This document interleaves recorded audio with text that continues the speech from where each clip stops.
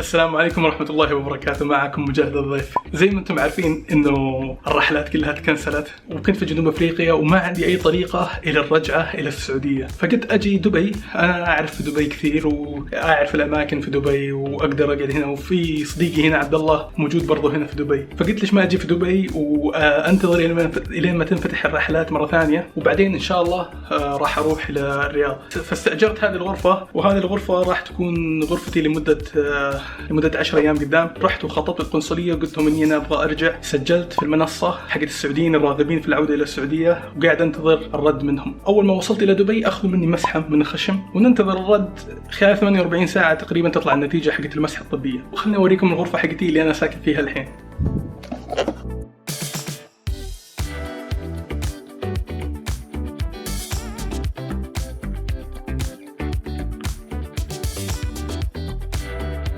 الصراحة الرحلة هذه صارت فيها مفاجآت عديدة. زي ما انتم تابعتوا في الفلوجات السابقة، كنت رايح كولومبيا، المفروض جالسي تقريبا 14 يوم، وتكنسلت رحلتي واضطريت اني ارجع للسعودية على اساس اني برجع للسعودية. يوم وصلت ساوث افريكا قعدت يوم وتكنسلت الرحلات اللي تروح للرياض، فقضيت 3 ايام في ساوث افريكا. قلت بقعد في جنوب افريقيا الين يعني كل اسبوع 10 ايام. اكتشفت ان جنوب افريقيا الحالات كانت تزيد عندهم، وقالوا انهم بيقفلون المطار الاسبوع الجاي. قلت خلنا اهرب من هنا، اخاف اني ما ادري، يمكن اقعد شهر يمكن شهرين، ما ادري وش اللي بيصير في المستقبل. فحجزت على اول رحله لقيتها الى دبي، وجيت في دبي الحين، وراح ننتظر ونشوف وش يصير معانا. راح اعطيكم الابديت في هذا الفلوج اول باول.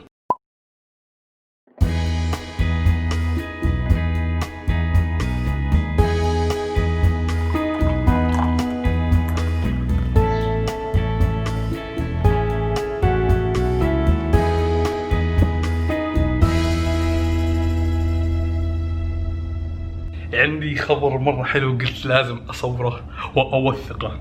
أخيرا وبعد طول انتظار وصلني هذا المسج، والمسج يقول: عزيزي المواطن مجاهد الضيف، رقم الطلب كذا كذا، نظرا لاختياركم فإننا نتمنى لكم عودة آمنة إلى أرض الوطن على رحلة الخطوط السعودية رقم كذا كذا من دبي إلى الرياض. لا، من دبي إلى الدمام. طيب، من دبي إلى الدمام، تاريخ 14/5، موعد الإقلاع الساعة 10، وذلك وحيث أن ذلك يتطلب الحصول على تأكيد منك لتجنب إلغاء الطلب، نأمل منكم التواصل عبر خدمة الواتس لتأكيد الحجز عبر رقم كذا، وفي حال تأكيدكم للحجز سيتم إصدار التذاكر وإشعاركم بذلك. أخيرا شهرين أنا برا السعودية. اشتقت للسعودية مرة. أنا توني صاح من النوم، وأنا أول ما صحيت قعدت شوي إلا أشوف مسج جاي، قسما بالله العظيم والله فرحة لا توصف. أخيرا راح أرجع الرياض، أخيرا. طبعا الحين وش يصير؟ من هنا راح أروح إلى الدمام، وبيحطوني في عزل لمدة 14 يوم. هم خلونا نوقع أوراق إنكم أنتم موافقين إذا رجعتوا بتكونون عزل، وبياخذون منا مسحات علشان الصحة العامة بشكل عام. فراح نرجع الحين إلى الدمام، والمتوقع إنهم هم بياخذون مني مسحات وبيخلوني لمدة 14 يوم إلى ما يتأكدون إنه ما عندي شيء، وبعدين يطلعوني أخيرا.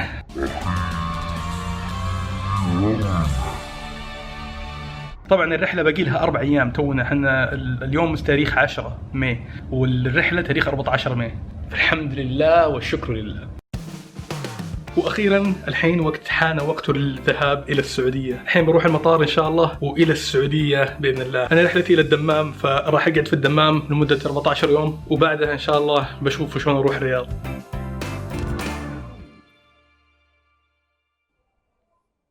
المطار كذا ما عمري شفته زي كذا أبد.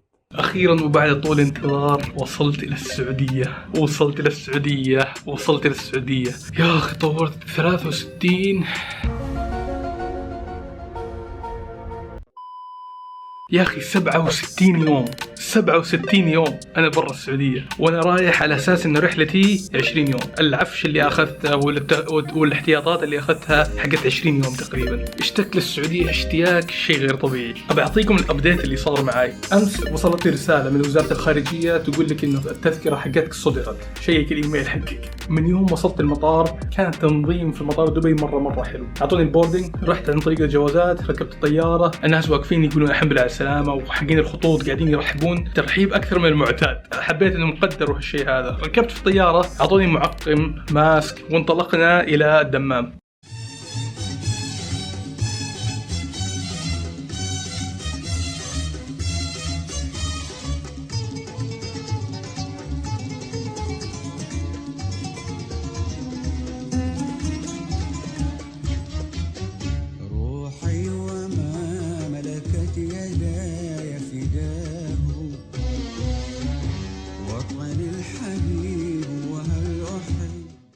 من لحظة نزولي من الطيارة في الدمام أنا انبهرت بالتنظيم الكبير اللي كان موجود في مطار الدمام. أنا في رحلتي هذه في 67 يوم تدرون كم مطار أنا عديت عليه؟ كم مطار عديت عليه؟ معليش أنا تعبان مرة الحين، صاير مرة تعبان. كم مطار أنا عديت عليه؟ مريت على مطار أنقرة، بعدين مطار بوغوتا في كولومبيا، بعدين مطار كارتاهينا في كولومبيا، بعدين مطار ميديجين في كولومبيا، بعدين مطار ليما في بيرو، بعدين مطار ساو باولو في البرازيل، حتى ما نسيت واحدة من المطارات هنا، وبعدين مطار جوهانسبرغ، وبعدين مطار دبي الدولي، وبعدين وصلت إلى مطار الدمام هنا. خلال 67 يوم مريت على كل هذول المطارات. أكثر مطار أنا مريت عليه من المطارات هذول كلها، كانوا مطبقين تعليمات منظمة الصحة العالمية بحذافيرها، مطار الدمام أكثر واحد. بس أنا ما توقعت، تخيلوا 7-8 مطارات مريت عليهم، أكثر واحد ماخذ احتياطاته ومحافظ على سلامة المسافرين هو مطار الدمام اللي أنا مريت عليه. بعد ما طلعت من المطار جابونا، احنا قعدونا في باص وطلعونا وجابونا إلى فندق هنا اللي هو فندق هوليدين. قبل ما يدخلونا طبعا ترحيب جامد، ترحيب خرافي. أخذوا منا البيانات ومعلومات، تطمنوا على صحتنا، فحصونا، أخذوا منا فحص من الخشم، كان كذا شيء مزعج جدا. طول الوقت يكون معك واحد يساعدك، يقولك خلنا نروح وزي كذا، خلنا نسوي زي كذا. وصلني يعني تخيل كل واحد يوصل المواطن إلين غرفته، إلين ما تفتح باب وتدخل وهو واقف. تبغى شيء ما تبغى شيء، في رقم واتساب معطينك إياه. الرقم هذا إذا عندك أي مشكلة، إذا ما عجبك في الفندق شيء، إذا مثلا حسيت الموية ما عجبتك ولا حسيت إن الفندق ما خدمك بالشكل الكويس، تدق على هذا الرقم ويجون يساعدونك. فريق ثاني حاطينه مراقبين على الفندق، والله شيء تنظيم جبار. خلونا أوريكم الفندق بعدين نرجع نتكلم. هذا السرير اللي بقعد عليه لمدة 14 يوم. خلونا نشوف الإطلالة. أنا دايم آكل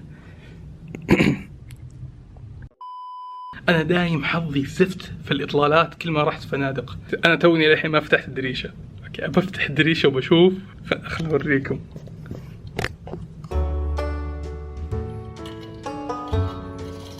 الله، هذه الإطلالة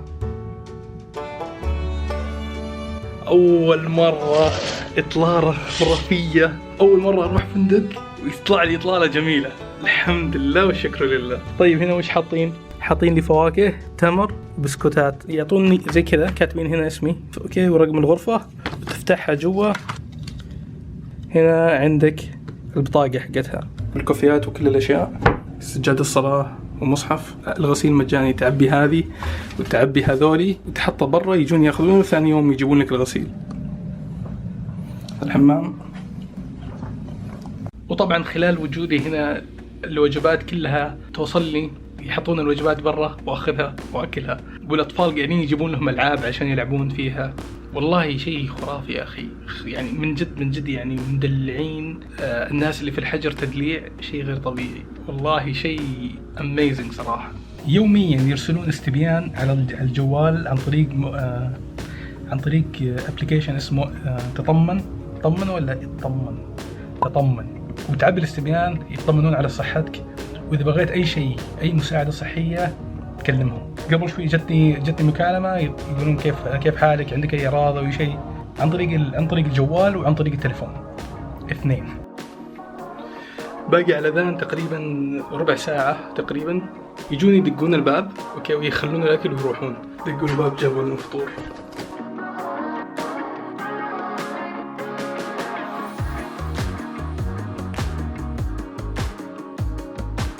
وإذا تبغى واحد ثاني ولا تبغى زيادة، الأكل كثير أصلاً ثقيل، أحسه كيلوين. بس إذا تبغى زيادة مثلاً بس تتصل عليهم يجيبون لك أي شيء تبغاه، قهوة، شاهي، صندوق ثاني زي هذا. وإذا تبغى تطلب من برا مثلاً ودك كذا ما عجبك تطلب من برا، تدفع أونلاين، ما تقدر تدفع كاش عشان الانفكشن والالتهابات ما تقدر تنتقل. تدفع أونلاين، يوصلونه برا وياخذها الموظف ويجيب لك إياه.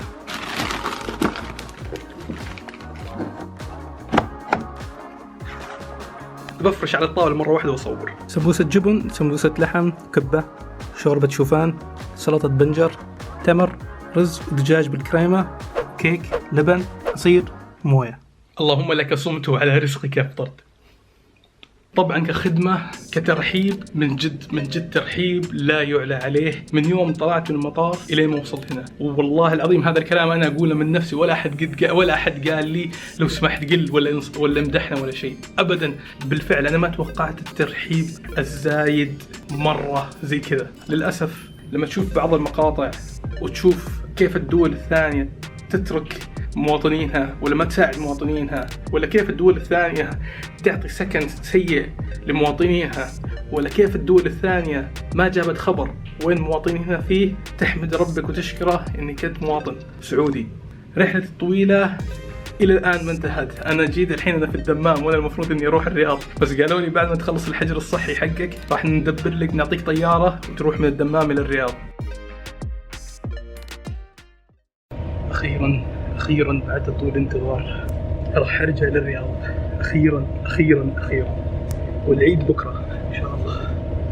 دقوا علي قبل ربع ساعة قالوا ها جاهز؟ قلت ما دريت أنا. قالوا يلا عندك ربع ثلث ساعة عشان تروح، عشان ناخذك للرياض. وننطلق الحين الساعة 11 بالليل، ننطلق للرياض إن شاء الله. بروح البيت. منذ الطفولة قد عشقت ربوعه، إني محب سهوله ورضاه. وطني الحبيب وهل أحب سواه. وصلنا الحين إلى الرياض أخيرا، بس أنتظر أخوي سعد يجي بقعد معاه إن شاء الله بيوصلني البيت. أخذنا التصاريح عشان يوصلني. هذا وش سعد جاي.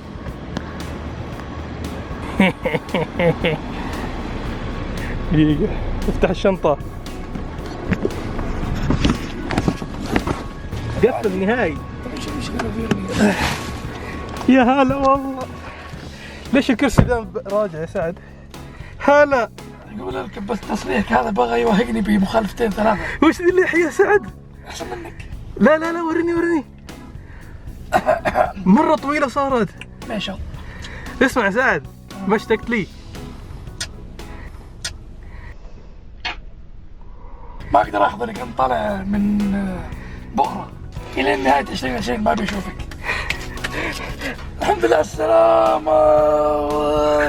ويلكم باك. صراحة مشتاق لك مرة يا مجاهد. ما عرفت إنه في كاميرا ولا كان مشينا. سعد هلا يا أخي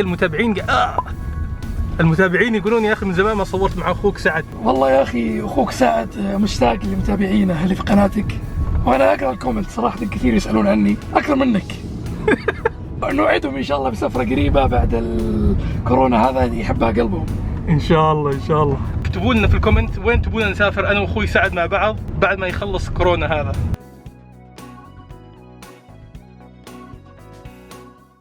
واخيرا وبعد طول انتظار وصلت الى البيت اخيرا. جلست احسب الايام اللي انا كنت فيها بعيد. انا سافرت بتاريخ 5 مارس، رحت الى كولومبيا. طبعا صارت القصه طويله ومدري ايش، تقدرون تشوفونها في الفلوجات السابقه. ورجعت وقعدت في الحجر الصحي من وزاره الصحه. اليوم توني واصل الصباح، كملت 78 يوم خارج البيت خلال فتره الحجر الصحي حقي في الخبر. من يوم وصلت ورجلي انحطت في المطار حق الدمام، الخدمه كانت 100%. كانوا يوميا يتصلون علي يطمنون علي من وزاره الصحه، يتصلون علي وزارة السياحة كل يوم يومين يتصلون، ها الأمور زينة، في أي شكاوي، أي اقتراحات أو أي شيء. صراحة أنا فعلا متفاجئ بالتنظيم اللي شفته هنا. اكتشفت شيء من الحجر الصحي هذا، اكتشفت ان احنا كنا عايشين بنعمة والله ما كنا حاسين فيها قبل. نعمة الحرية وانك تقدر تروح وتجي متى ما بغيت، تقدر تستمتع بالحياة بشكل طبيعي. فعلا الانسان ما يحس بالنعمة الا اذا راحت منه. الحمد لله والشكر لله على الامن والامان اللي احنا عايشين فيه. تخيل لو احنا ما كان عندنا امن وامان. انا اسافر حول العالم واصور فلوجات